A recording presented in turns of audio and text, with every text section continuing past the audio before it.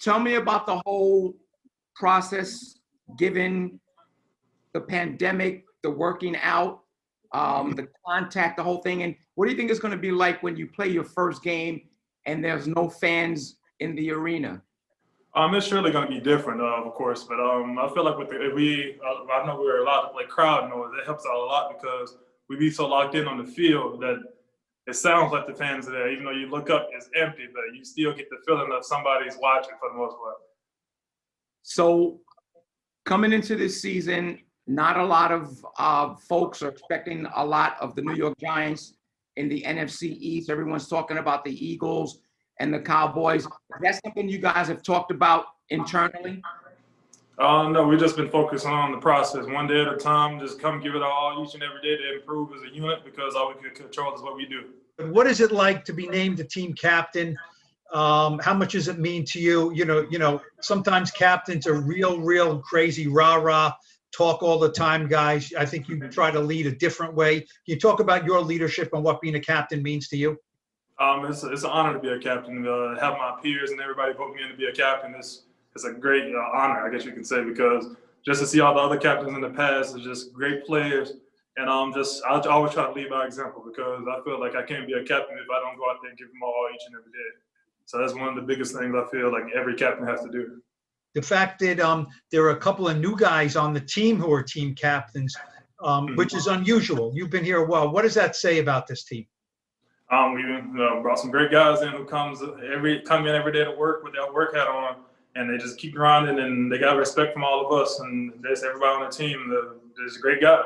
You guys, you've got a new defense, new scheme, new coordinator. You're going up against the team on Monday that's got a long-time established quarterback. Are you kind of curious to use this as a measuring stick to see where you guys stand? You're kind of excited to get started with a new group. Just what's your approach on Monday? My approach is just go out there and just execute the game plan.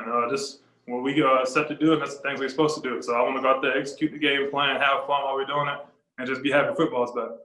But does it feel kind of like a measuring stick for you guys as far as where you might be, as far as building this new defense? I probably wouldn't say that simply because it's just, it's football. Anything's possible now. We just have to go out there and give it all and play.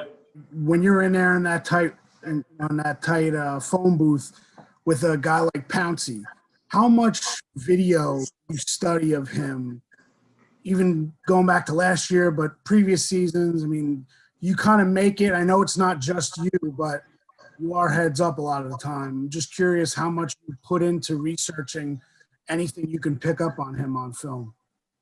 Yeah. We watch a lot of film. You try to pick up all the tendencies from each offensive lineman, and especially in the interior for me because I'm always on the inside.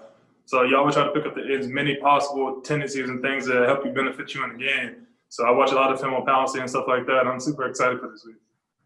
I know we've asked a couple guys this, and we maybe asked you a couple weeks ago, but you mentioned the artificial crowd noise.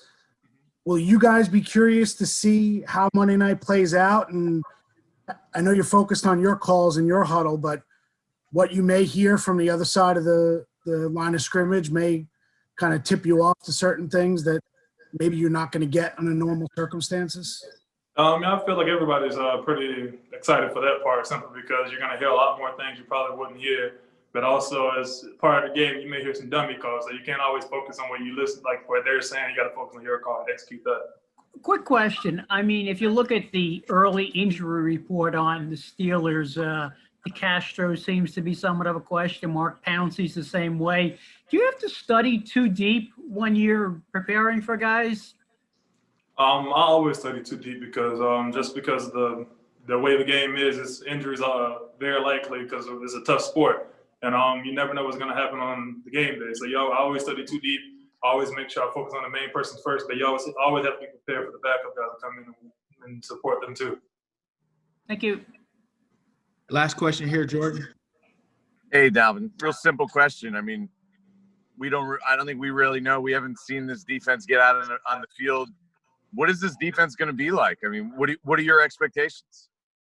I just expect a physical defense. I just want to be physical across the board. This is what we want to build our defense around, physicality.